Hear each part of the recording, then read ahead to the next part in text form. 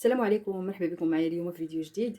الفيديو ديال اليوم ان شاء الله غادي يكون عباره عن تذويب الشوكولاته بطريقه صحيحه، يعني باش ما يخسر لكم. وان شاء الله راه غادي نشارك معكم حتى الطريقه الا جاوب الله تقاس لكم بالماء وخسر لكم، نوري لكم واحد الطريقه كيفاش ترجعوه ثاني كما كان وتخدموا به وما تضيعوش فيه.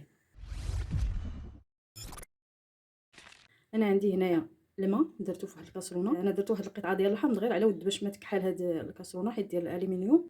الماء ملي بدا كيسخن عندي هنا الشوكولات درتو في واحد الاناء اخر. المهم ديروا اي شوكولات نتوما كتخدموا به، انا كنستعمل هاد النوعيه. يمكن تستعملوا كالا. درتها في واحد الاناء، خص الاناء يكون ناشف ما يكونش فيه الماء نهائيا، وغادي نحطها فوق هاد الكاسرونه صافي وغادي نخليها تبدا تذوب مع التحريك المستمر. ما عمرنا ما كنديروا الشوكولات فوق البوطه ديريكت، ضروري نديروا حمام مريم. الشوكولاته هو راه بدا كيذوب وخصنا نبداو نحركو الشوكولاته. هو من بعد ما داب كيجي على هذا الشكل هذا.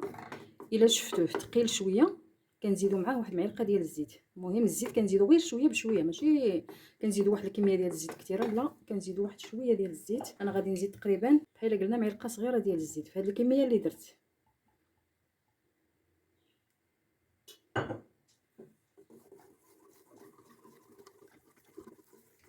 من بعد ما خلطت ديك الزيت، هاد الشوكولاط دابا راه خفاف شويه كما كتشوفوا معايا.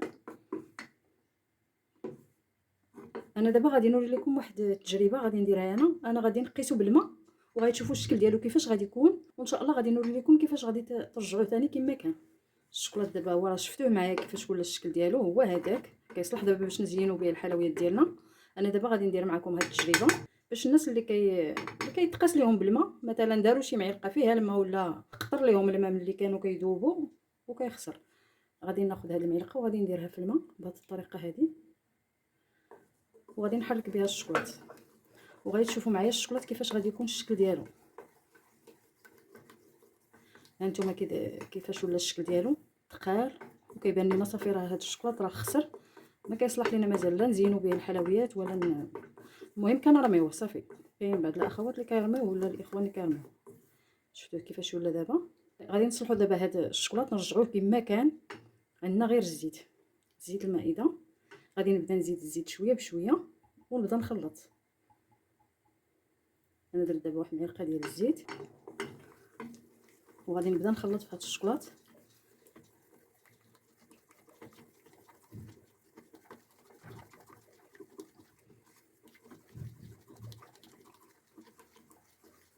هانتوما اللي كتلاحظوا معايا راه كيرجع ثاني الشوكولاط كما كان في الاول.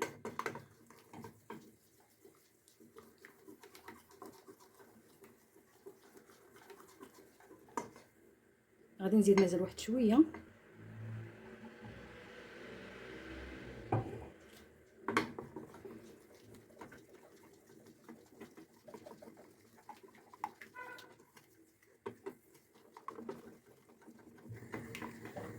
انا دابا راه طفيت عليه، ها هو الشوكولاط راه رجع كما كان في الاول. دابا يمكن لينا نزينوا به الحلويات ديالنا وحنا مرتاحين، يعني ما غاديش نضيعوا فيه.